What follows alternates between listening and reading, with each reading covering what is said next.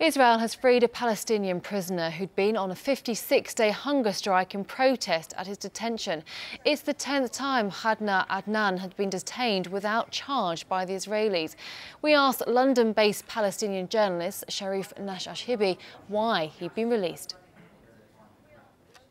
I think Israel's decision to release him was more to do with the risk of upheaval if he died, because human rights groups have been criticizing Israel's treatment of Palestinian prisoners for many years.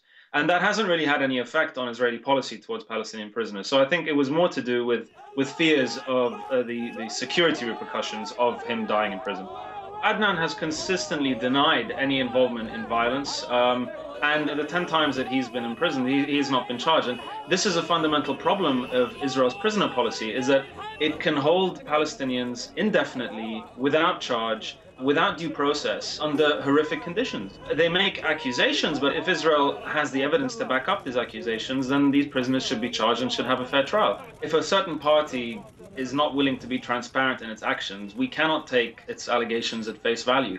There are activists and militants out there who are proud of their actions and their involvement in whatever they do. But he has consistently denied involvement in violence, and without evidence to the contrary, then I don't think his word is any less believable than Israel. It's probably even more believable in the absence of any evidence to the contrary. The scale of Israel's administrative detention policy is huge, and we have to remember that although Adnan's release is currently being celebrated in the occupied territories, there are several thousand Palestinians languishing in Israeli jails, facing terrible conditions that include torture. And these have long been highlighted by international and Israeli human rights groups.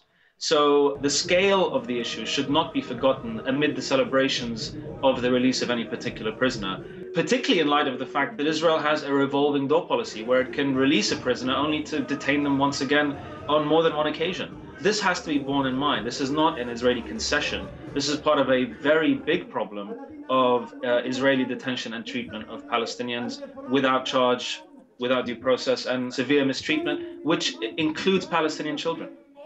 One can very easily condemn the kidnapping of people and also the illegal imprisonment of people. They're not mutually exclusive. So I don't think by condemning Israel's detention policy, one can assume that someone supports the kidnapping of people. Both are wrong.